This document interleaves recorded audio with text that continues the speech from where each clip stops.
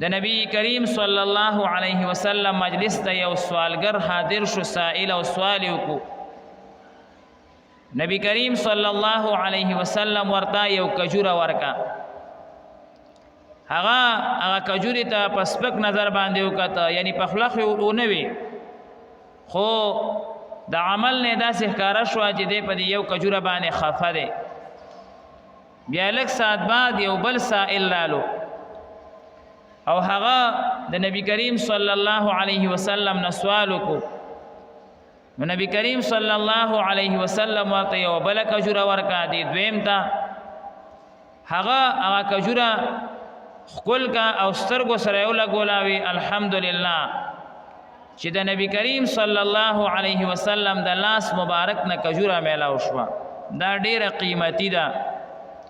نبی کریم صلی الله علیه وسلم حکم کو چې بیبي ام سلمی ته دا سائل بوزي او هغې ته ووایي چې دته ډیره حصه ورکي. حضرت بیبي ام سلمی رضی الله تعالی عنها دغه سائل ته هغه ټیم 40 دیناره ورکه. 40 دیناره دا انتهایی زیات قیمت جوړیږي.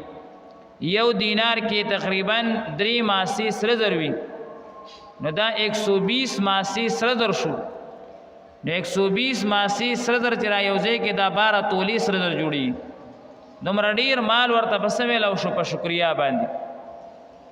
نو دینه دا مسله معلومه شوه چې یو انسان ته نبی کریم صلی الله علیه وسلم یو کجوره ورکو، هغه په شکریا ادا کنو، الله هغه نعمت سیوا کو. 40 دینارو ته هغه نعمت په لږ ساعت کې ورسولو. اوس یو انسان ته چې د الله د طرف نه یو شی میلاو شي، په هغې خو ډېره شکریا پکار ده، که کم یو که لږ وي. دې ته به نه ګورئ چې دا څه میلاویږي، دې ته به ګورئ چې دا د چا د طرف نه میلاویږي. ما او تا ته ټولې دنیا ته چې څومره څه میلاویږي دا د چا د طرف نه میلاویږي؟ د الله د طرف نه.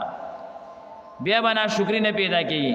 نحن قسمنا بینکم معیشتکم، الله تعالی فرمایي مونږ ستاسو په میانځ کې ستاسو رزق تقسیمو، الله تقسیم کوي. اوس چې الله تبارک وتعالی تقسیم کړی دی او ما ته پکې مثال په طور باندې ساګ او دال هم رسېدلی دی، نو شکریا پې ادا کول پکار دی. او بل ته کې پکې چرګ هم رسېدلی، په هغې هم شکریا پکار ده. دې ته به زه نه ګورم چې زما خو ساګ او دال دي، دې ته به ګورم چې د چا د طرف نه دي، دا د چا د طرف نه میلاو شوي دي. دا د الله تعالی د لاس نه ماته چې کوم دی نو راغلي، د الله تعالی د تقسیم نه راوتي دي او ماته میلاو شوي. په دې ډېره شکریا پکار ده. موسی علیه السلام الله تبارک وتعالی ته عرض کو، یا الله کیف نشکرک، مونږ به ستا شکریا څنګه ادا کو؟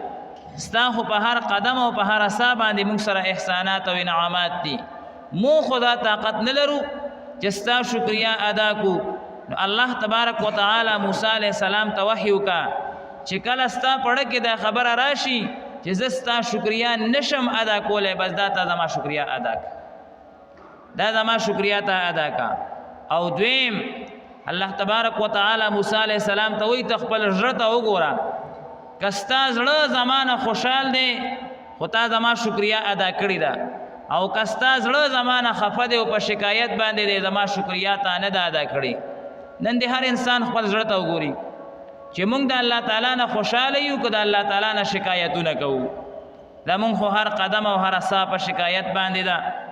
هر یو سا موږ چې اخلو په شکایت باندې، او که مالدار دی که غریب دی، بس هغه چې کم دی نو په دې سوچ باندې دی چې کله به سیوا شي، څومره به سیوا شي، کمه ده غریب ما 12 لکه 8 لکه 9 لکه 4 لکه 2 لکه لک دا تنخواګانې به وي کمه ده، نه پوره کېږي، کم ځای نه به پوره کېږي، څنګه به پوره کېږي؟ غریبي ده. دا شکایات والا الفاظ دي، شکایات والا الفاظ دي. الله په دې خفه کېږي.